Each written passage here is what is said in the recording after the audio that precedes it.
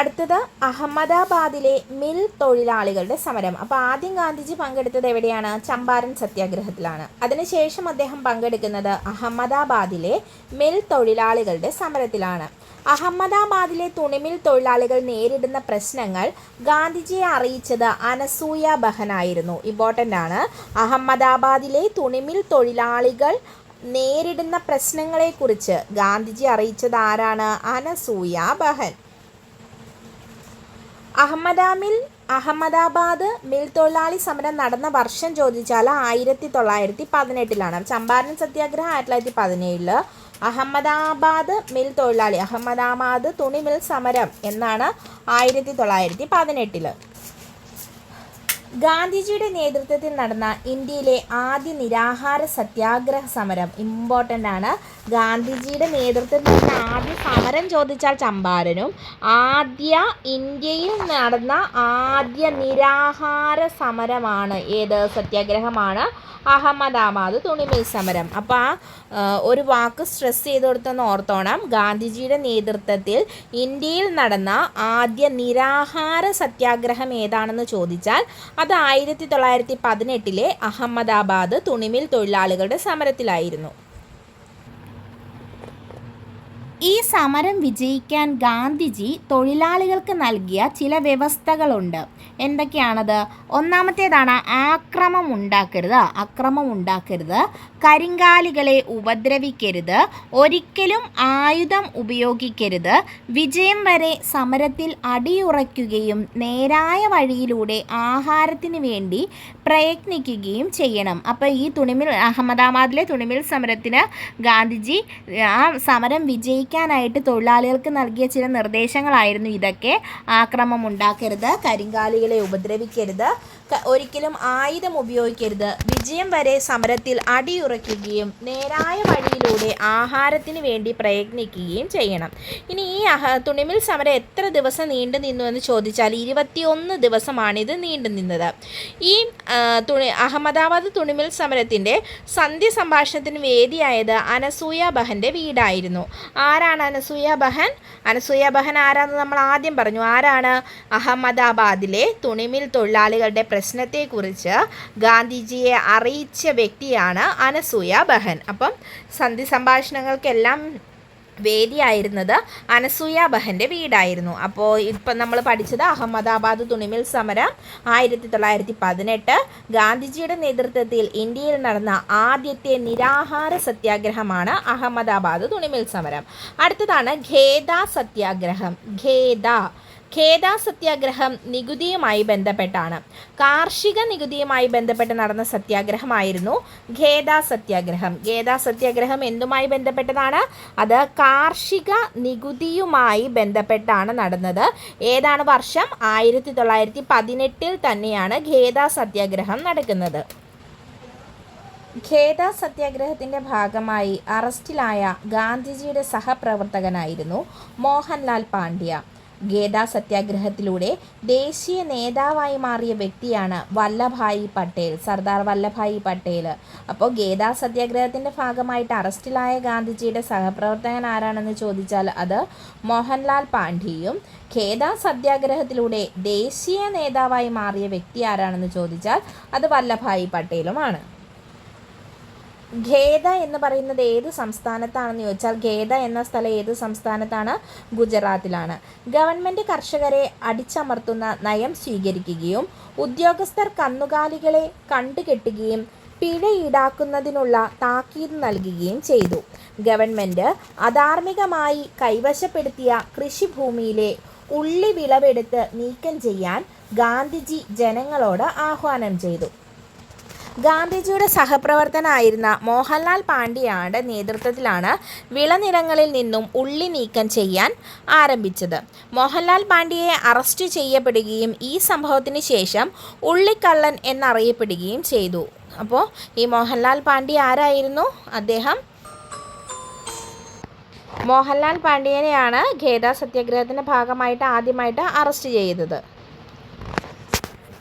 ഖേദ സത്യാഗ്രഹം കാർഷിക നികുതിയുടെ ഭാഗമായിട്ടാണെന്ന് നമ്മൾ പറഞ്ഞു അല്ലേ. അപ്പോൾ അതിന് ഗാന്ധിജി സ്വീകരിച്ച മാർഗങ്ങൾ എന്തൊക്കെയായിരുന്നു? ഗവൺമെൻറ് കർഷകരെ അടിച്ചമർത്തുന്ന നയം സ്വീകരിക്കുകയും ഉദ്യോഗസ്ഥർ കന്നുകാലികളെ കണ്ടുകെട്ടുകയും പിഴ ഈടാക്കുന്നതിനുള്ള താക്കീത് നൽകുകയും ഒക്കെ ചെയ്തു. ഗവൺമെൻറ് അധാർമികമായി കൈവശപ്പെടുത്തിയ കൃഷിഭൂമിയിലെ ഉള്ളി വിളവെടുത്ത് നീക്കം ചെയ്യാൻ ഗാന്ധിജി ഈ സമയം ജനങ്ങളോട് ആഹ്വാനം ചെയ്യുന്നു. അപ്പോൾ ഇതിന് നേതൃത്വം നൽകിയത് ഗാന്ധിജിയുടെ സഹപ്രവർത്തകനായിരുന്ന മോഹൻലാൽ പാണ്ഡ്യയായിരുന്നു. ഇതേ തുടർന്ന് മോഹൻലാൽ പാണ്ഡ്യയെ അറസ്റ്റ് ചെയ്യുകയും ഈ സംഭവം പിന്നീട് ഉള്ളിക്കള്ളൻ എന്നറിയപ്പെടുകയും ചെയ്തു. അപ്പോൾ ഉള്ളിക്കള്ളൻ എന്ന് വിളിക്കുന്നത് ആരെയാണ്? അത് മോഹൻലാൽ പാണ്ഡ്യനെയാണ്, ഓർത്തിരിക്കുക. അടുത്തത് നമ്മൾ റൗലറ്റ് നിയമത്തിലേക്കാണ് പോകുന്നത്. വളരെ ഇമ്പോർട്ടൻ്റ് ആണ് കേട്ടോ റൗലറ്റ് നിയമം. റൗലറ്റ് നിയമത്തിനെതിരെ ഗാന്ധിജി ഹർത്താൽ ആചരിക്കാൻ ആഹ്വാനം ചെയ്ത ദിവസം 1919 ഏപ്രിൽ 6. ഇമ്പോർട്ടൻ്റ് ആയിട്ടുള്ള ഡേറ്റ് ആണ്, മറന്നു പോകരുത്. റൗലറ്റ് നിയമത്തിനെതിരെ ഗാന്ധിജി ഹർത്താൽ ആചരിക്കാൻ ആഹ്വാനം ചെയ്ത ദിവസമാണ് 1919 ഏപ്രിൽ 6. ബംഗാളിലെയും പഞ്ചാബിലെയും രാഷ്ട്രീയ വിപ്ലവ പ്രസ്ഥാനത്തെക്കുറിച്ച് പഠിച്ച അന്വേഷണ കമ്മീഷൻ്റെ തലവനായിരുന്നു ജസ്റ്റിസ് റൗലറ്റ്. 1918 എന്താണ്? ബംഗാളിലെയും പഞ്ചാബിലെയും രാഷ്ട്രീയ വിപ്ലവ പ്രസ്ഥാനത്തെക്കുറിച്ച് പഠിച്ച അന്വേഷണ കമ്മീഷൻ്റെ തലവനാണ് ജസ്റ്റിസ് റൗലറ്റ്. റൗലറ്റ് കമ്മിറ്റിയുടെ കണ്ടെത്തലുകൾക്കനുസൃതമായി പാസാക്കിയ നിയമം അരാജകത്വ വിപ്ലവ കുറ്റകൃത്യ നിയമം, റൗലറ്റ് ആക്ട് എന്നറിയപ്പെടുന്നു. അപ്പം ഈ ജസ്റ്റിസ് റൗലറ്റ് 1918 ഇവിടെ വന്നു.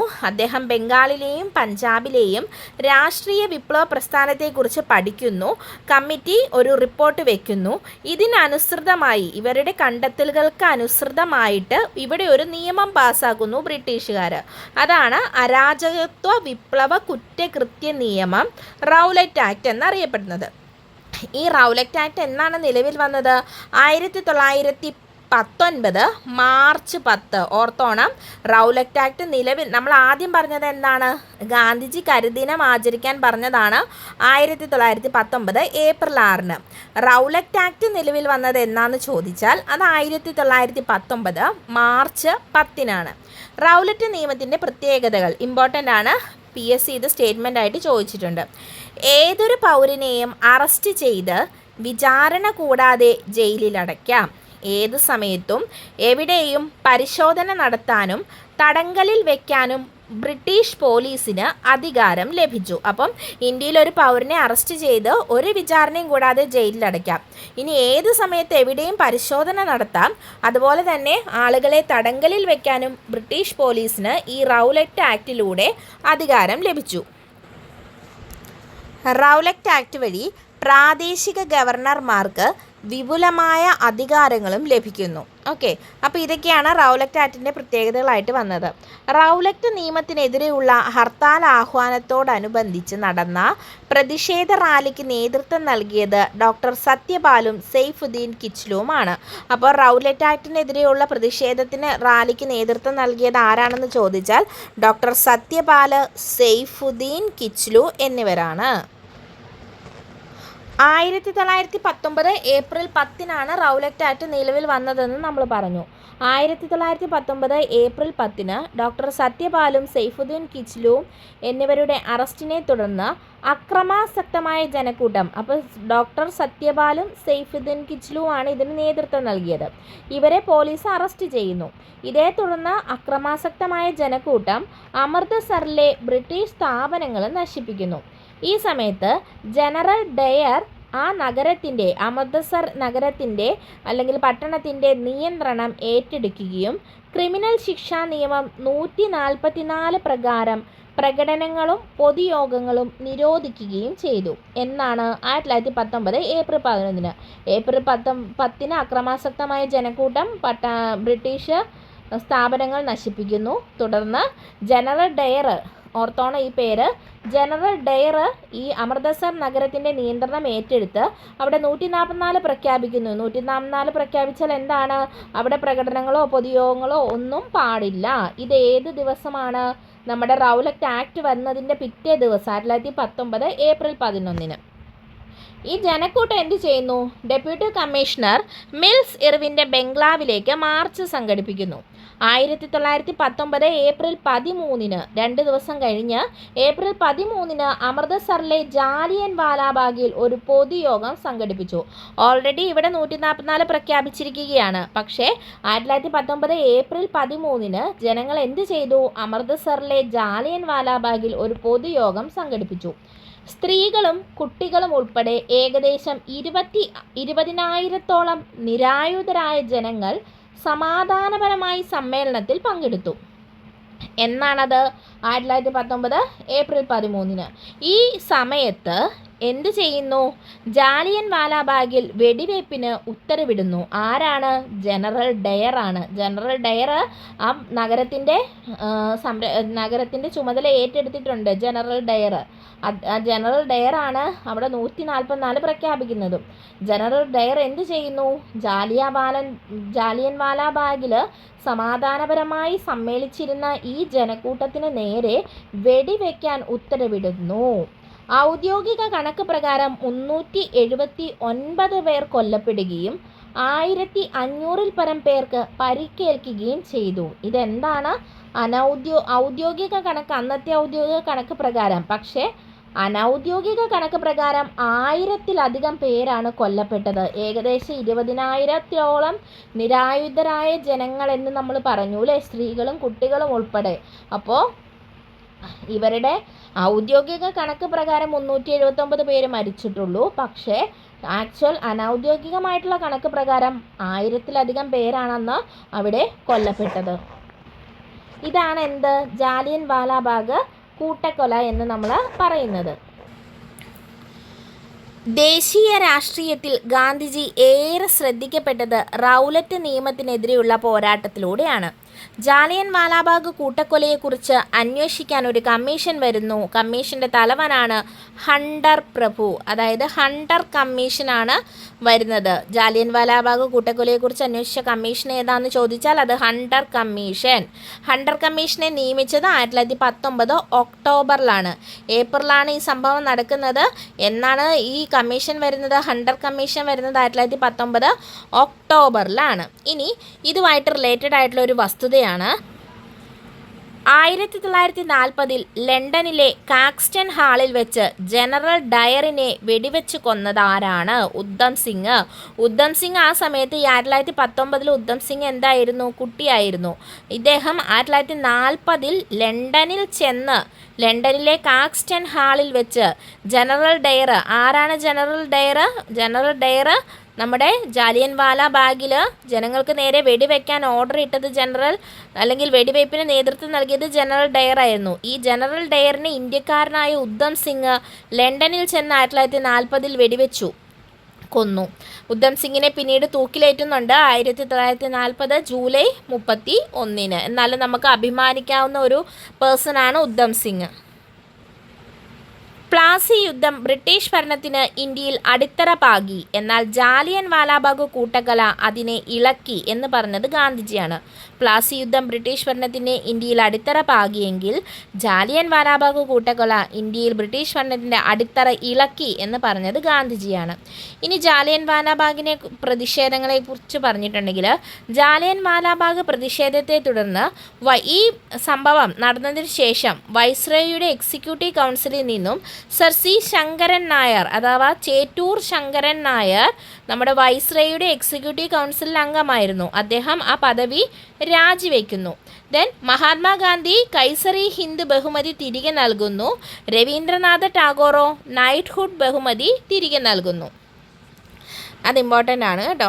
അടുത്തത് ഖിലാഫത്ത് പ്രസ്ഥാനത്തെക്കുറിച്ചാണ് നമ്മൾ പറയുന്നത്. ഖിലാഫത്ത് പ്രസ്ഥാനത്തിന് നേതൃത്വം നൽകിയത് അലി സഹോദരന്മാരാണ്, മുഹമ്മദ് അലിയും ഷൗക്കത്ത് അലിയും. ലോക മുസ്ലിങ്ങൾ തങ്ങളുടെ ആത്മീയ നേതാവായി കണ്ടിരുന്നത് തുർക്കിയിലെ സുൽത്താനായിരുന്ന ഖലീഫയായിരുന്നു. ഈ ഖിലാഫത്ത് പ്രക്ഷോഭം ഉണ്ടാകാനുള്ള പ്രധാന കാരണം ഒന്നാം ലോക യുദ്ധാനന്തരം ബ്രിട്ടീഷ് ഗവൺമെൻറ് ഖലീഫ എന്ന പദവി നിർത്തലാക്കിയതാണ്. അപ്പോൾ തുർക്കിയിലെ രാജാക്കന്മാരാണ്, സുൽത്താന്മാരായിരുന്ന ഖലീഫമാർ. ഒന്നാം ലോക ഒന്നാം ലോക യുദ്ധാനന്തരം ബ്രിട്ടീഷ് ഗവൺമെൻറ് എന്ത് ചെയ്തു? ഈ ഖലീഫ എന്ന പദവി നിർത്തലാക്കി. ഇതിനെ തുടർന്നാണ് ഖിലാഫത്ത് പ്രക്ഷോഭം ഉണ്ടാകുന്നത്. ഇന്ത്യൻ ദേശീയ ഖിലാഫത്ത് പ്രസ്ഥാനം ആരംഭിക്കുന്നത് 1919 സെപ്റ്റംബറിലാണ്. ഇന്ത്യൻ ദേശീയ ഖിലാഫത്ത് പ്രസ്ഥാനം, അപ്പോൾ നമ്മുടെ ഹണ്ടർ കമ്മീഷൻ വന്നത് എന്നാ 1919 ഒക്ടോബറിലാണ്. ഇന്ത്യൻ ദേശീയ ഖിലാഫത്ത് പ്രസ്ഥാനം തുടങ്ങുന്നത് 1919 സെപ്റ്റംബറിലാണ്. ഡൽഹിയിൽ വെച്ച് നടന്ന ഖിലാഫത്ത് ദേശീയ സമ്മേളനത്തിൽ പങ്കെടുത്ത നേതാക്കളാണ് ഗാന്ധിജി, മോത്തിലാൽ നെഹ്റു, മദൻ മോഹൻ മാളവ്യ. അപ്പം 1919 സെപ്റ്റംബറിന് ഡൽഹിയിൽ വെച്ച് നടന്ന ഖിലാഫത്ത് ദേശീയ സമ്മേളനത്തിൽ പങ്കെടുത്ത നേതാക്കൾ ആരൊക്കെയാണെന്ന് ചോദിച്ചാൽ ഗാന്ധിജി, മോത്തിലാൽ നെഹ്റു, മദൻ മോഹൻ മാളവ്യ. ഗാന്ധിജി ഖിലാഫത്ത് പ്രസ്ഥാനത്തെ പിന്തുണച്ചതിന് കാരണമുണ്ടായിരുന്നു. എന്താണ്? ഹിന്ദു മുസ്ലിം ഐക്യം ശക്തിപ്പെടുത്തുന്നതിന് വേണ്ടിയിട്ടാണ് ഗാന്ധിജി ഖിലാഫത്ത് പ്രസ്ഥാനത്തെ പിന്തുണച്ചത്. ഇന്ത്യയിലെ വിദൂര ഗ്രാമങ്ങളിൽ പോലും ബ്രിട്ടീഷ് ഭരണത്തിനെതിരെ പൊതുവികാരം ഉണ്ടാക്കാൻ ഖിലാഫത്ത് പ്രസ്ഥാനത്തിന് കഴിഞ്ഞു. കാരണം ഗാന്ധിജി ഇതിന് നേതൃത്വം കൊടുത്തു. ഇവിടെ മുഹമ്മദ് അലിയുടെയും ഷൗക്കത്ത് അലിയുടെയും കൂടെ ഗാന്ധിജിയുടെ ലക്ഷ്യം എന്തായിരുന്നു? ഹിന്ദു മുസ്ലിം ഐക്യം ശക്തിപ്പെടുത്തുക എന്നുള്ളതായിരുന്നു. അടുത്തതാണ് നിസ്സഹകരണ പ്രസ്ഥാനം. ഗാന്ധിജിയുടെ നേതൃത്വത്തിൽ ഇന്ത്യയിൽ നടന്ന ആദ്യത്തെ ബഹുജന സമരം. PSC ഇങ്ങനെ തന്നെ ചോദിച്ചിട്ടുണ്ട്.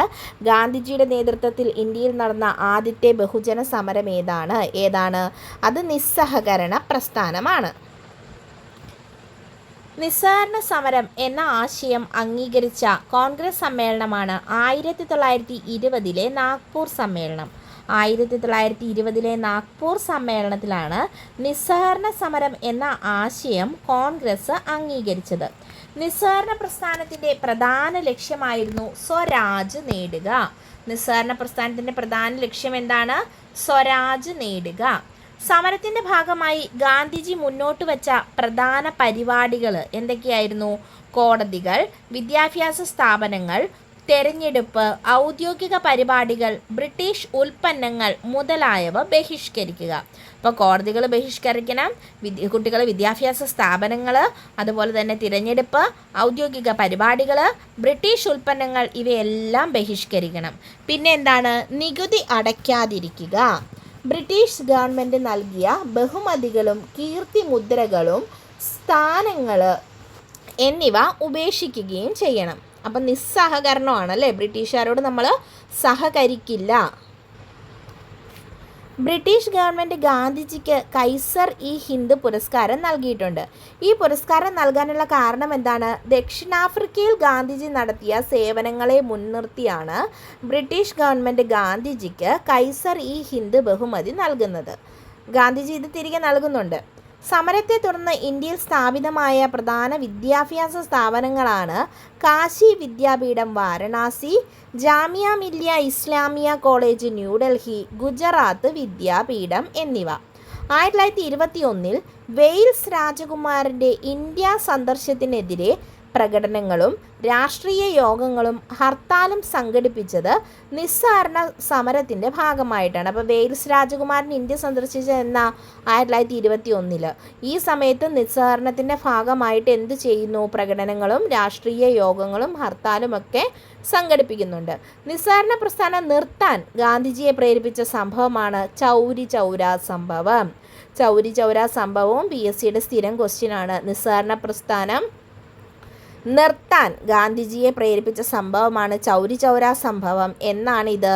1922 ഫെബ്രുവരി 5. 1922 ഫെബ്രുവരി 5 ചൗരി ചൗരാ സംഭവം നടക്കുന്നത്.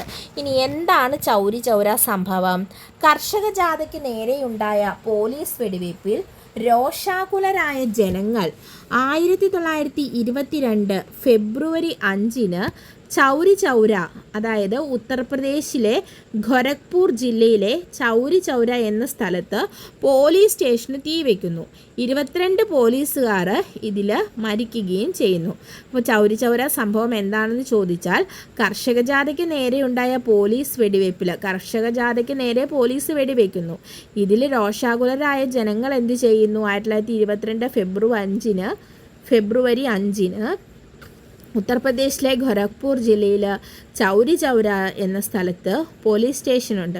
ആ പോലീസ് സ്റ്റേഷൻ ജനങ്ങൾ അഗ്നിക്കിരയാകുന്നു. 22 പോലീസുകാർ ഇതിൽ മരിക്കുന്നു. ഇതേ തുടർന്നാണ് ഗാന്ധിജിക്ക് വളരെയധികം ദുഃഖമുണ്ടാകുകയും ഗാന്ധിജി എന്ത് ചെയ്യുന്നത്, നിസ്സഹകരണ സമരം നിർത്തിവെച്ചതായി ആഹ്വാനം ചെയ്യുകയും ചെയ്യുന്നത്. അപ്പോൾ ചൗരി ചൗര സംഭവത്തെ തുടർന്ന് നിസ്സഹകരണ സമരം നിർത്തിവെക്കുന്നതായി ഗാന്ധിജി പ്രഖ്യാപിക്കുന്നത് ബർദോളി കോൺഗ്രസ് പ്രവർത്തക സമിതിയിൽ വെച്ചിട്ടാണ്. ഗാന്ധിജി നിസ്സഹകരണ സമരം പെട്ടെന്ന് പിൻവലിച്ചതിൽ വിയോജിപ്പ് പ്രകടിപ്പിച്ച് കുറച്ച് നേതാക്കളുണ്ടായിരുന്നു. ലാലാ ലജ്പത് റായ്, CR ദാസ്, മോത്തിലാൽ നെഹ്റു. ഇമ്പോർട്ടൻ്റ് ആണ്. ഗാന്ധിജി നിസ്സഹകരണ സമരം പെട്ടെന്ന് പിൻവലിക്കുന്നു ചൗരി ചൗര സംഭവത്തെ തുടർന്ന്. പക്ഷേ ഇതിനോട് വിയോജിപ്പ് പ്രകടിപ്പിച്ച കുറച്ച് നേതാക്കളുണ്ടായിരുന്നു. അവരാണ് ലാലാ ലജ്പത് റായ്, CR ദാസ്, മോത്തിലാൽ നെഹ്റു എന്നിവർ. നിസ്സഹകരണ പ്രസ്ഥാനം പിൻവലിച്ചതിനെ ദേശീയ ദുരന്തമായി വിശേഷിപ്പിച്ച വ്യക്തിയാണ് Subhash Chandrabose. Previous year question ആണ്. നിസ്സഹകരണ പ്രസ്ഥാനം പിൻവലിച്ചത് ദേശീയ ദുരന്തമായി വിശേഷിപ്പിച്ച വ്യക്തി ആരാണ്? അത് സുഭാഷ് ചന്ദ്രബോസ് ആണ്. അടുത്ത ഗാന്ധിജിയുമായി റിലേറ്റഡ് ആയിട്ടുള്ള വളരെ ഇമ്പോർട്ടൻ്റ് ആണ് നിയമലംഘന സമരം. സിവിൽ നിയമലംഘന സമര പരിപാടികൾ ആസൂത്രണം ചെയ്യപ്പെട്ട കോൺഗ്രസ് സമ്മേളനമാണ് 1929 ലാഹോർ സമ്മേളനം. സിവിൽ നിയമലംഘന സമര പരിപാടികൾ ആസൂത്രണം ചെയ്ത കോൺഗ്രസ് സമ്മേളനമാണ് ലാഹോർ സെഷൻ 1929 ലാഹോർ കോൺഗ്രസ് സമ്മേളനം. ഇതിൻ്റെ അധ്യക്ഷൻ ജവഹർലാൽ നെഹ്റു ആയിരുന്നു. സിവിൽ നിയമലംഘന സമരം നടത്തുന്നതിനുള്ള പരിപാടികൾ ആസൂത്രണം ചെയ്യാൻ ചുമതലപ്പെടുത്തിയത് ഗാന്ധിജിയെയാണ്. ഇനി ഗാന്ധിജി നിയമലംഘനത്തിൻ്റെ ഭാഗമായിട്ട് കുറച്ച് പരിപാടികളൊക്കെ സംഘടിപ്പിച്ചു. എന്താണെന്ന് നോക്കാം. ഉപ്പിന് നികുതി ചുമത്തിക്കൊണ്ട് നടപ്പാക്കിയ നിയമത്തിനെതിരെ പ്രതിഷേധിക്കുക, വിദ്യാഭ്യാസ സ്ഥാപനങ്ങളും കോടതികളും സർക്കാർ ഓഫീസുകളും ബഹിഷ്കരിക്കുക, വിദേശ വസ്ത്രങ്ങൾ തീയിടുക, വിദേശ സാധനങ്ങൾ ബഹിഷ്കരിക്കുക, ഗവൺമെൻറ്റിലേക്കുള്ള നികുതി അടയ്ക്കാതിരിക്കുക. ലാഹോർ സമ്മേളനത്തിൽ വെച്ച് പൂർണ്ണ സ്വാതന്ത്ര്യ ദിനമായി ആചരിക്കാൻ തീരുമാനിച്ച ദിവസമാണ് 1930 ജനുവരി 26. ഇമ്പോർട്ടൻ്റ് ആണ്. ലാഹോർ സമ്മേളനത്തിൽ വെച്ച് പൂർണ്ണ സ്വാതന്ത്ര്യ ദിനമായി ആചരിക്കാൻ തീരുമാനിച്ച ദിവസം 1930 ജനുവരി 26. ചരിത്രപ്രസിദ്ധമായ ദണ്ഡി മാർച്ച് ആരംഭിച്ചതെന്ന അത് മാർച്ച് 12, 1930 മാർച്ച് 12 ദണ്ഡി മാർച്ച് ആരംഭിക്കുന്നത്. ഗാന്ധിജിയോടൊപ്പം 78 അനുയായികളാണ് അദ്ദേഹത്തെ അനുഗമിച്ചത്. ദണ്ഡി കടപ്പുറത്ത് ഗാന്ധിജിയും സംഘവും എത്തുന്നത് 1930 ഏപ്രിൽ 6 ആരംഭിക്കുന്നത് മാർച്ച് 12 ദണ്ഡി കടപ്പുറത്ത് എത്തുന്നത് 1930 ഏപ്രിൽ 6 ദണ്ഡി കടപ്പുറത്ത് ഗാന്ധിജിയും സംഘവും ഉപ്പ് ഉണ്ടാക്കിയത് 1930 ഏപ്രിൽ 7 ഗാന്ധിജിയോടൊപ്പം ദണ്ഡി മാർച്ചിൽ പങ്കെടുത്ത മലയാളികൾ ഇമ്പോർട്ടൻ്റ് ആണ്. C Krishnan Nair Neyyattinkara, Titus Kottayam, Raghava Poduval Shoranur, Shankarji Mayannur. അതായത് ഇങ്ങനെ പഠിക്കുക. C Krishnan, Titus, Raghava Poduval, Shankarji. C Krishnan, Titus, Raghava Poduval, Shankarji. ഇവരൊക്കെയാണ് ഗാന്ധിജിയോടൊപ്പം ദണ്ഡി മാർച്ചിൽ പങ്കെടുത്ത മലയാളികളായിട്ടുള്ളത്. കേരളത്തിൽ ഉപ്പ് സത്യാഗ്രഹത്തിന് നേതൃത്വം നൽകിയവരാണ് കെ കേളപ്പൻ, മുഹമ്മദ് അബ്ദുറഹ്മാൻ സാഹിബ്, ഇ മൊയ്തു മൗലവി തുടങ്ങിയവർ. 1930 ഏപ്രിൽ മാസത്തിൽ കെ കേളപ്പൻ്റെ നേതൃത്വത്തിൽ സത്യാഗ്രഹികൾ കോഴിക്കോട് നിന്ന് പയ്യന്നൂരിലേക്ക് കാൽനടയായി എത്തി ഉളിയടത്ത് കടവിൽ വെച്ച് ഉപ്പ് നിയമം ലംഘിച്ചു. അപ്പോൾ എവിടെയാണ് കേരളത്തിൽ ഉപ്പ് സത്യാഗ്രഹത്തിൻ്റെ കേന്ദ്രം ചോദിച്ചാൽ പയ്യന്നൂരാണ്. പയ്യന്നൂർ ഉളിയത്ത് കടവെന്നും കണ്ടിട്ടുണ്ട് കേട്ടോ. ഉപ്പ് നിയമം ലംഘിച്ചത് ആരുടെ നേതൃത്വത്തിലായിരുന്നു? കെ കേളപ്പൻ്റെ നേതൃത്വത്തിലായിരുന്നു. കെ കേളപ്പന്, മുഹമ്മദ് അബ്ദുറഹ്മാൻ സാഹിബ്, ഇ മൊയ്തു മൗലവി തുടങ്ങിയവർ.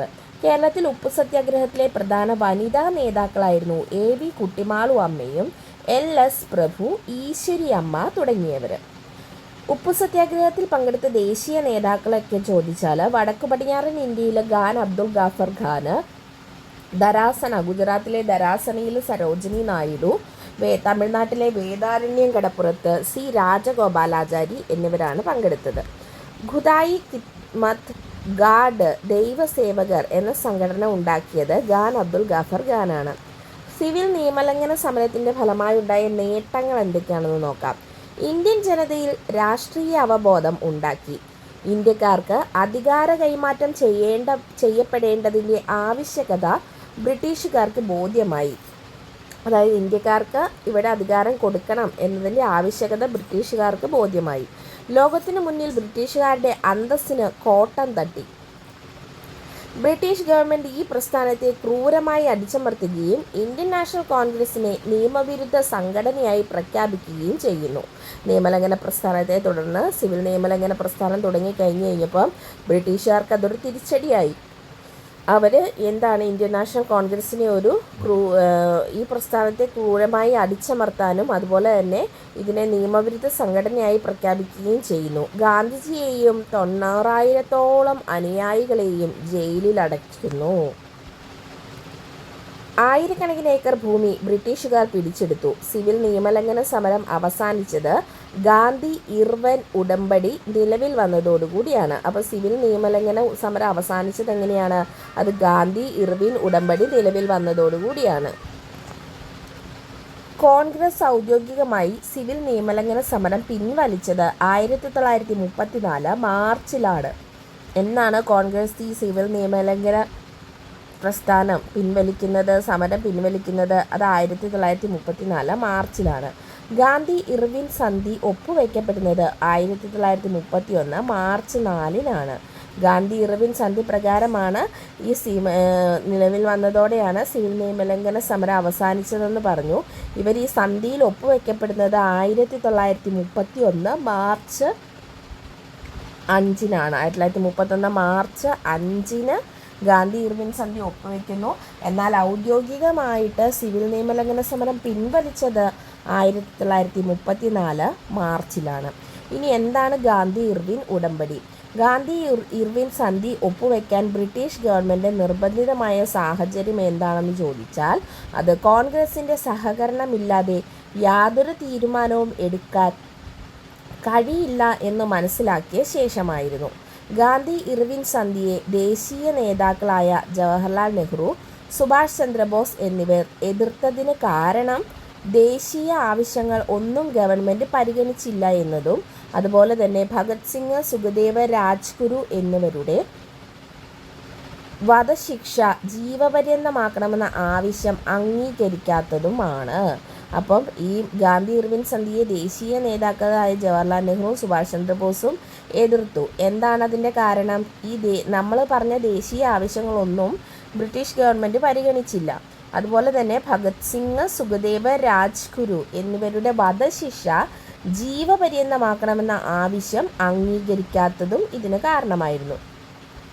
ഗാന്ധിജിയുടെ ആഹ്വാനം ഏറ്റെടുത്ത 13-ാം വയസ്സിൽ നാഗാ കലാപം സംഘടിപ്പിച്ച വ്യക്തിയാണ് റാണി ഗെയ്ഡിലു ആരാണ്? ഗാന്ധിജിയുടെ ആഹ്വാനത്തെ ഏറ്റെടുത്ത് 13-ാം വയസ്സിൽ നാഗാ കലാപം സംഘടിപ്പിച്ച വ്യക്തിയാണ്. 1937 ജവഹർലാൽ നെഹ്റു നാഗരുടെ റാണി എന്ന് വിശേഷിപ്പിച്ചത് റാണി ഗെയ്ഡിലുവിനെയാണ്. ഇത് PSC ചോദിച്ചിട്ടുണ്ട്. ജവഹർലാൽ നെഹ്റു നാഗരുടെ റാണി എന്ന് വിശേഷിപ്പിച്ചത് ആരെയാണ്? റാണി ഗെയ്ഡിലുവിനെയാണ്. തിരിച്ചും ചോദിക്കാം, റാണി ഗെയ്ഡിലുവിനെ നാഗന്മാരുടെ റാണി എന്ന് വിശേഷിപ്പിച്ചത് ആരാണ്? ജവഹർലാൽ നെഹ്റു. ഇനി ഗാന്ധി ഇർവിൻ സന്ധിയിലെ വ്യവസ്ഥകൾ എന്തൊക്കെയാണെന്ന് നോക്കാം. അക്രമകാരികൾ ഒഴിച്ചുള്ള രാഷ്ട്രീയ തടവുകാരെ ജയിൽ മോചിതരാക്കും. ഇന്ത്യക്കാർക്ക് കടലിൽ നിന്നും ഉപ്പുണ്ടാക്കാം. മദ്യശാലകൾക്ക് മുമ്പിലും വിദേശ സാധനങ്ങൾ വിൽക്കുന്ന കടകൾക്ക് മുമ്പിലും ഇന്ത്യക്കാർക്ക് പ്രതിഷേധിക്കാം. ഇവയൊക്കെയായിരുന്നു ഗാന്ധി ഇർവിൻ ഉടമ്പടിയിലെ വ്യവസ്ഥകൾ. പ്രതിഷേധം പ്രകടിപ്പിച്ച് രാജിവെച്ച ഉദ്യോഗസ്ഥരോട് ഉദാര സമീപനം സ്വീകരിക്കണം. ഗാന്ധിജി ഇതിൽ അംഗീകരിച്ച വ്യവസ്ഥകൾ എന്തൊക്കെയാണ്? അപ്പോൾ സന്ധിയിലെ വ്യവസ്ഥകളാണ് ഇതൊക്കെ. ഇനി ഗാന്ധിജി അംഗീകരിച്ചത് സിവിൽ നിയമലംഘന സമരം അവസാനിപ്പിക്കും. 2-ാം വട്ടമേശ സമ്മേളനത്തിൽ ഇന്ത്യൻ നേതാക്കൾ പങ്കെടുക്കും. എല്ലാ വിദേശ സാധനങ്ങളും ഇന്ത്യക്കാർ ബഹിഷ്കരിക്കില്ല. പോലീസ് അതിക്രമങ്ങളെക്കുറിച്ച് ഇന്ത്യക്കാർ അന്വേഷണം ആവശ്യപ്പെടില്ല. അപ്പം ഇതൊക്കെയാണ് സന്ധിയിൽ ഒരുപാട് കാര്യങ്ങൾ പറഞ്ഞെങ്കിലും ഗാന്ധിജി അംഗീകരിച്ച വ്യവസ്ഥകളാണ് ഈ പറയുന്ന 4 വ്യവസ്ഥകൾ. ഇനി വട്ടമേശ സമ്മേളനം നടന്നത് 1930 നവംബറിൽ ലണ്ടനിലാണ്. ആദ്യ വട്ടമേശ സമ്മേളനം നടന്നത് എവിടെയാണ്? 1930 ലണ്ടനിൽ. ഗാന്ധി ഇർവിൻ സന്ധി പ്രകാരം ഗാന്ധിജി 2-ാം വട്ടമേശ സമ്മേളനത്തിൽ പങ്കെടുത്തു 1931. രണ്ടാം വട്ടമേശ സമ്മേളനത്തിൽ ഇന്ത്യക്കാരൊക്കെയാണെന്ന് ചോദിച്ചാൽ Gandhiji, Madan Mohan Malaviya, Muhammad Iqbal, Sarojini Naidu, GD Birla, doctor BR Ambedkar. അധസ്ഥിത വിഭാഗക്കാർക്ക് പ്രത്യേക സമ്മതിദാന അവകാശം വേണമെന്ന് വാദിച്ചത് ഡോക്ടർ BR അംബേദ്കർ ആയിരുന്നു. ഡോക്ടർ BR അംബേദ്കറുടെ വാദം ഗാന്ധിജി അംഗീകരിക്കാത്തതിന് കാരണം ഗാന്ധിജി അധസ്ഥിത വിഭാഗക്കാർക്ക് പ്രത്യേകം ഒരു സമ്മതിദാനാവകാശം വേണമെന്ന് ഡോക്ടർ BR അംബേദ്കർ പറയുന്നു. പക്ഷെ ഗാന്ധിജി ഇതിനെ അംഗീകരിക്കുന്നില്ല. കാരണം എന്താണ്? പ്രത്യേക സമ്മതിദാന അവകാശം എന്നത് ബ്രിട്ടീഷുകാരുടെ ഭിന്നിപ്പിച്ച് ഭരിക്കുക എന്ന നയമാണെന്ന് അദ്ദേഹം വിശ്വസിച്ചു. മൂന്നാം വട്ടമേശ സമ്മേളനം നടന്നത് 1932 നവംബറിലാണ്. കോൺഗ്രസ് 1ഉം 3ഉം വട്ടമേശ സമ്മേളനങ്ങളിൽ പങ്കെടുത്തില്ല. കോൺഗ്രസ് 1ഉം 3ഉം വട്ടമേശ സമ്മേളനത്തിൽ പങ്കെടുത്തില്ല. രണ്ടാം വട്ടമേശ സമ്മേളനത്തിൽ പങ്കെടുത്തു. ഇന്ത്യയിലെ ഭാവി ഭരണഘടനയെപ്പറ്റി ഒരു രൂപരേഖ തയ്യാറാക്കിയ സമ്മേളനമായിരുന്നു മൂന്നാം വട്ടമേശ സമ്മേളനം. അപ്പോൾ ഇന്ത്യയിലെ ഭാവി ഭരണഘടനയെപ്പറ്റി രൂപരേഖ തയ്യാറാക്കിയ വട്ടമേശ സമ്മേളനം ഏതാണ്? അത് മൂന്നാം വട്ടമേശ സമ്മേളനമാണ്. ഈ രൂപരേഖ 1935 ഗവൺമെൻറ് ഓഫ് ഇന്ത്യ ആക്ടിന് ആധാരമായി. അപ്പം മൂന്നാം വട്ടമേശ സമ്മേളനത്തിൽ ഇന്ത്യക്ക് ഒരു ഭരണഘടനയെ പറ്റിയുള്ള ഒരു രൂപരേഖ തയ്യാറാക്കുന്നു. ഈ തയ്യാറാക്കിയ രൂപരേഖ 1935 ഗവൺമെൻറ് ഓഫ് ഇന്ത്യ ആക്ടിന് അടിസ്ഥാനമായി. ഇന്ത്യൻ നാട്ടുരാജ്യങ്ങൾക്ക് സ്വയംഭരണാവകാശം നൽകിയ നിയമമാണ് 1935 government of India act. Indian നാട്ടുരാജ്യങ്ങൾക്ക് സ്വയംഭരണം നൽകിയ നിയമം ഏതാ? 1935 government of India act. Communal award പ്രഖ്യാപിച്ചത് റാംസെ മക്ഡൊണാൾഡാണ്. ബ്രിട്ടീഷ് പ്രധാനമന്ത്രിയായിരുന്ന റാംസെ മക്ഡൊണാൾഡാണ് കമ്മ്യൂണൽ അവാർഡ് പ്രഖ്യാപിച്ചത്. രണ്ടാം വട്ടമേശ സമ്മേളനത്തെ തുടർന്ന് റാംസെ മക്ഡൊണാൾഡ് സാമുദായിക പ്രാതിനിധ്യം പ്രഖ്യാപിച്ചത് 1932 ഓഗസ്റ്റ് 6-നാണ്. രണ്ടാം വട്ടമേശ സമ്മേളനത്തെ തുടർന്ന് റാംസെ മക്ഡൊണാൾഡ് സാമുദായിക പ്രാതിനിധ്യം പ്രഖ്യാപിച്ചതെന്നാണ്. അത് 1932 ഓഗസ്റ്റ് 6-ന്. പ്രധാന നിർദ്ദേശങ്ങൾ, കമ്മ്യൂണൽ അവാർഡിലെ പ്രധാന നിർദ്ദേശങ്ങൾ എന്തൊക്കെയായിരുന്നു? മുസ്ലിങ്ങൾക്ക് നിയമസഭകളിലുള്ളത് കൂടാതെ പ്രത്യേക സമ്മതിദാന അവകാശം അനുവദിക്കണം. മുസ്ലിങ്ങൾക്ക് പ്രത്യേക നിയോജക മണ്ഡലങ്ങൾ ഉണ്ടായിരിക്കണം. കൂടാതെ കേന്ദ്രത്തിലും പ്രാദേശിക നിയമനിർമ്മാണ സഭകളിലും നിശ്ചിത ശതമാനം അംഗത്വം അനുവദിക്കുക. പിന്നോക്ക വിഭാഗങ്ങൾക്ക് 71 സീറ്റ് അനുവദിക്കുക. ഇവയൊക്കെയായിരുന്നു കമ്മ്യൂണൽ അവാർഡിലെ നിർദ്ദേശങ്ങൾ. ഇനി കമ്മ്യൂണൽ അവാർഡിനെ ശക്തമായി എതിർത്ത നേതാവായിരുന്നു ഗാന്ധിജി കമ്മ്യൂണൽ അവാർഡിനെ ശക്തമായി എതിർത്തു. കമ്മ്യൂണൽ അവാർഡിനെതിരെ അദ്ദേഹം നിരാഹാര സമരം കിടക്കാൻ തീരുമാനിച്ചത് യാർവാദ ജയിലിൽ വെച്ചാണ്. ഗാന്ധിജി കമ്മ്യൂണൽ അവാർഡിനെതിരെ നിരാഹാരം കിടക്കാൻ തീരുമാനിച്ച ജയിൽ ഏതാണ്? യാർവാദ ജയിലാണ്. അപ്പോൾ കമ്മ്യൂണൽ അവാർഡിനെ ശക്തമായി എതിർത്ത നേതാവ് ആരാണ്? അത് ഗാന്ധിജിയാണ്. ഇനി അടുത്തതാണ് പൂനെ കരാർ. കമ്മ്യൂണൽ അവാർഡ് പിൻവലിക്കാൻ കാരണമായ കരാറാണ് പൂനെ കരാർ. അപ്പോൾ കമ്മ്യൂണൽ അവാർഡിനെതിരെ ഗാന്ധിജി ശക്തമായി പ്രതിഷേധിച്ചു. ഇത് പിൻവലിക്കാൻ കാരണമായ കരാർ ഏതാണെന്ന് ചോദിച്ചാൽ പൂനെ കരാറാണ്. പൂനെ കരാറിൻ്റെ പ്രധാന വ്യവസ്ഥകൾ എന്തൊക്കെയായിരുന്നു? പൊതുമണ്ഡലങ്ങൾ തുടരും, അതായത് റിസർവേഷൻ ഇല്ലാതെ പൊതുമണ്ഡലങ്ങൾ തുടരും. 71 പകരം 148 സീറ്റുകൾ അധസ്ഥിതർക്ക് നീക്കിവെക്കും. ഹരിജനങ്ങൾക്കും കേന്ദ്ര നിയമനിർമ്മാണ സഭയിൽ 20% സീറ്റ് സംവരണം. അധസ്ഥിത അംഗങ്ങളെ ഏകസമ്മതിദാന അവകാശത്തിലൂടെ തിരഞ്ഞെടുക്കാം. ഹരിജനങ്ങൾക്ക് പൊതുസേവനങ്ങളിലും പ്രാദേശിക ഭരണസമിതികളിലും മതിയായ പ്രാതിനിധ്യം നൽകും. ഹരിജനങ്ങളുടെ സാക്ഷരതാ പ്രവർത്തനത്തിന് പ്രത്യേക സാമ്പത്തിക സഹായം നൽകും. ഇവയൊക്കെയായിരുന്നു പൂനെ കരാറിലെ വ്യവസ്ഥകൾ. രണ്ടാം ലോക മഹായുദ്ധത്തോടനുബന്ധിച്ച് ബ്രിട്ടീഷ് ഗവൺമെൻറ് മുന്നോട്ട് വെച്ച വാഗ്ദാനമാണ് ഓഗസ്റ്റ് ഓഫർ 1940. ഓഗസ്റ്റ് ഓഫർ പ്രകാരം ഇന്ത്യക്ക് പുത്രികാ രാജ്യ പദവി നൽകാമെന്ന് ബ്രിട്ടൻ വാഗ്ദാനം ചെയ്തു. അപ്പം രണ്ടാം ലോക മഹായുദ്ധത്തോടനുബന്ധിച്ച് ബ്രിട്ടീഷ് ഗവൺമെൻറ് മുന്നോട്ട് വെച്ച വാഗ്ദാനമാണ് ഓഗസ്റ്റ് ഓഫർ 1940. ഓഗസ്റ്റ് ഓഫർ പ്രകാരം ഇന്ത്യക്ക് എന്ത് ലഭിക്കുന്നു? പുത്രികാ രാജ്യ പദവി നൽകാമെന്ന് ബ്രിട്ടൻ വാഗ്ദാനം ചെയ്തു. അടുത്തതാണ് ക്രിപ്സ് മിഷൻ. ക്രിപ്സ് മിഷന് നേതൃത്വം നൽകിയത് ബ്രിട്ടനിലെ ലേബർ പാർട്ടി അംഗമായ സർ സ്റ്റഫോർഡ് ക്രിപ്സ് ആണ്. ക്രിപ്സ് മിഷന് നേതൃത്വം നൽകിയത് ആരാണ്? ബ്രിട്ടനിലെ ലേബർ പാർട്ടി നേതാവായ സ്റ്റഫോർഡ് ക്രിപ്സ്.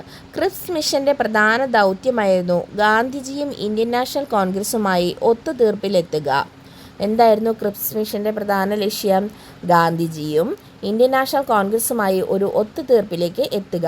ക്രിപ്സ് മിഷനെ ഇന്ത്യയിലേക്ക് അയച്ച ബ്രിട്ടീഷ് പ്രധാനമന്ത്രിയായിരുന്നു വിൻസെൻ്റ് ചർച്ചിൽ. ക്രിപ്സ് മിഷനെ ഇന്ത്യയിലേക്ക് അയച്ച പ്രധാനമന്ത്രി ആരാണ്? വിൻസെൻ്റ് ചർച്ചിൽ. തകരാൻ പോകുന്ന ബാങ്കിൻ്റെ മുൻകൂർ വാഗ്ദാനം എന്ന് ക്രിപ്സ് നിർദ്ദേശത്തെ വിശേഷിപ്പിച്ചത് ഗാന്ധിജിയാണ്. തകരാൻ പോകുന്ന ബാങ്കിൻ്റെ മുൻകൂർ വാഗ്ദാനം എന്ന് ക്രിപ്സ് മിഷനെ വിശേഷിപ്പിച്ചത് ആരാണ്? അത് ഗാന്ധിജിയാണ്. ക്രിപ്സ് മിഷൻ മുന്നോട്ട് വെച്ച പ്രധാന നിർദ്ദേശങ്ങൾ: യുദ്ധം അവസാനിച്ചാൽ ഉടൻ തന്നെ ഇന്ത്യക്ക് പുത്രികാ രാജ്യ പദവി നൽകും. അതായത് രണ്ടാം ലോക മഹായുദ്ധം അവസാനിച്ചാൽ ഉടൻ തന്നെ എന്ത് ചെയ്യും? ഇന്ത്യക്ക് പുത്രികാ രാജ്യ പദവി നൽകും. ഭരണഘടനാ നിർമ്മാണത്തിന് പുതിയ സമിതി രൂപീകരിക്കും. ഈ സമിതി തയ്യാറാക്കുന്ന ഭരണഘടന ചില ഉപാധികളോടെ ബ്രിട്ടീഷ് ഗവൺമെൻറ് അംഗീകരിക്കും. ഏതെങ്കിലും പ്രവിശ്യ ഇന്ത്യൻ യൂണിയനിൽ നിന്നും വിട്ടുനിൽക്കാൻ ആഗ്രഹിച്ചാൽ അതും അനുവദിക്കും. അപ്പോൾ ക്രിപ്സ് മിഷൻ മുന്നോട്ട് വെച്ച പ്രധാന നിർദ്ദേശങ്ങളാണ്: യുദ്ധം അവസാനിച്ചാൽ ഉടൻ തന്നെ ഇന്ത്യക്ക് പുത്രികാ രാജ്യ പദവി നൽകും. ഭരണഘടനാ നിർമ്മാണത്തിന് പുതിയ സമിതി രൂപീകരിക്കും. ഈ സമിതി തയ്യാറാക്കുന്ന ഭരണഘടന ചില ഉപാധികളോടെ ബ്രിട്ടീഷ് ഗവൺമെൻറ് അംഗീകരിക്കും. ഏതെങ്കിലും പ്രവിശ്യ, ഇനി ഭരണഘടന തയ്യാറാക്കുമ്പോൾ ഏതെങ്കിലും പ്രവിശ്യ ഇന്ത്യൻ യൂണിയനിൽ നിന്നും വിട്ടു നിൽക്കാൻ ആഗ്രഹിച്ചാൽ അതിനവരെ അനുവദിക്കും. ഇവയൊക്കെയായിരുന്നു ക്രിപ്സ് മിഷൻ മുന്നോട്ട് വെച്ച നിർദ്ദേശങ്ങൾ. ക്വിറ്റ് ഇന്ത്യ പ്രസ്ഥാനം 1942. 1942 മെയ് മാസത്തിൽ ബ്രിട്ടീഷുകാർ ഇന്ത്യ വിടാൻ തയ്യാറായില്ലെങ്കിൽ നിയമലംഘന സമരം പുനരാരംഭിക്കുമെന്ന് ഗാന്ധിജി മുന്നറിയിപ്പ് നൽകി. മഹാത്മാഗാന്ധിയുടെ നേതൃത്വത്തിൽ നടന്ന അവസാനത്തെ ബഹുജന പ്രസ്ഥാനം അതാണ് ക്വിറ്റ് ഇന്ത്യ സമരം 1942. മഹാത്മാഗാന്ധിയുടെ നേതൃത്വത്തിൽ ഇന്ത്യയിൽ നടന്ന അവസാനത്തെ ബഹുജന സമരമാണ് ഏത്? ക്വിറ്റ് ഇന്ത്യ സമരം 1942. സമരം ആരംഭിക്കാനുണ്ടായ പ്രധാന കാരണമാണ് ക്രിപ്സ് ദൗത്യത്തിൻ്റെ പരാജയം. അപ്പോൾ ക്രിപ്സ് ദൗത്യം കുറേ ആശയങ്ങളൊക്കെ വരെ മുന്നോട്ട് വെച്ചെങ്കിലും അത് പരാജയമായിരുന്നു. ഇതേ തുടർന്നാണ് നമ്മൾ ക്വിറ്റ് ഇന്ത്യ സമരം ആരംഭിക്കുന്നത്. ചരിത്രപരമായ ക്വിറ്റ് ഇന്ത്യ പ്രമേയം പാസ്സാക്കിയ വർഷമാണ് 1942 ഓഗസ്റ്റ് 8. വളരെ ഇമ്പോർട്ടൻ്റ് ആണ്, ഡേറ്റ് ഓർത്തോണം. ക്വിറ്റ് ഇന്ത്യ പ്രമേയം പാസ്സാക്കിയ വർഷം 1942 ഓഗസ്റ്റ് 8. കോൺഗ്രസ് നേതാക്കളെ എല്ലാം അറസ്റ്റ് ചെയ്ത് ജയിലിലടച്ചത് 1942 ഓഗസ്റ്റ് 9. കോൺഗ്രസ് നേതാക്കളുടെ അറസ്റ്റിനെ തുടർന്ന് ഒളിവിലിരുന്ന് സമരം നയിച്ചവരാണ് ജയപ്രകാശ് നാരായണൻ, റാം മനോഹർ ലോഹ്യ, അരുണ ആസിഫ് അലി എന്നിവർ. അപ്പം ക്വിറ്റ് ഇന്ത്യ സമരകാലത്ത് ഗാന്ധിജി അറസ്റ്റിലായതിനു ശേഷം കോൺഗ്രസ് നേതാക്കളൊക്കെ അറസ്റ്റിലാകുന്നു. ഈ സമയം ഒളിവിലിരുന്ന് സമരം നയിച്ചതാണ് ജയപ്രകാശ് നാരായണൻ, അരുണ ആസിഫ് അലി, റാം മനോഹർ ലോഹ്യ എന്നിവർ.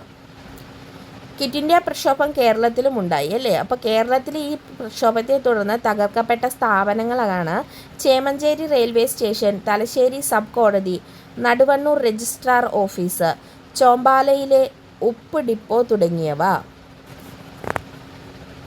ഇതാ ഒരു മന്ത്രം, കൊച്ചു മന്ത്രം ഞാൻ നിങ്ങൾക്ക് നൽകുന്നു. പ്രവർത്തിക്കുക അല്ലെങ്കിൽ മരിക്കുക. നാം ഒന്നുകിൽ ഇന്ത്യയെ സ്വതന്ത്രയാക്കും, അല്ലെങ്കിൽ ആ ശ്രമത്തിൽ മരിക്കും. നാം നമ്മുടെ അടിമത്തം തുടരുന്നത് കാണാൻ ജീവിച്ചിരിക്കില്ല. ഇങ്ങനെ പറഞ്ഞത് ആരാണ്? ഗാന്ധിജിയാണ്. അടുത്തതാണ് വേവൽ പദ്ധതി. 1945 വേവൽ പദ്ധതി വരുന്നത്. വേവൽ പ്രഭു ഇന്ത്യ സന്ദർശിക്കുന്നത് 1945 ജൂൺ 14. ഇന്ത്യൻ ഭരണഘടനയിൽ ചില ഭേദഗതികൾ വരുത്താൻ വേണ്ട നിർദ്ദേശങ്ങൾ മുന്നോട്ട് വെച്ചത് ബ്രിട്ടീഷ് വൈസ്രോയിയായ വേവൽ പ്രഭു ആയിരുന്നു. ഈ പദ്ധതിയെക്കുറിച്ച് ചർച്ച ചെയ്യാൻ സമ്മേളനം നടന്ന സ്ഥലമാണ് സിംല.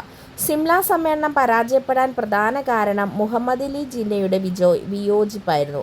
അപ്പോൾ വേവൽ പദ്ധതി 1945, വേവൽ പ്രഭു ഇന്ത്യയെ സന്ദർശിച്ച 1941 ജൂൺ 14. ഇന്ത്യൻ ഭരണഘടനയിലെ ഭേദഗതികൾ വരുത്താൻ വേണ്ട നിർദ്ദേശങ്ങൾ മുന്നോട്ട് വെച്ചത് ബ്രിട്ടീഷ് വൈസ്രോയി ആയിരുന്ന വേവലായിരുന്നു. ഇനി ഈ പദ്ധതിയെക്കുറിച്ച് ചർച്ച ചെയ്ത സമ്മേളനം നടന്നത് സിംലയിൽ വെച്ചിട്ടാണ്. ഇത് പരാജയപ്പെടാൻ കാരണം എന്താണ്?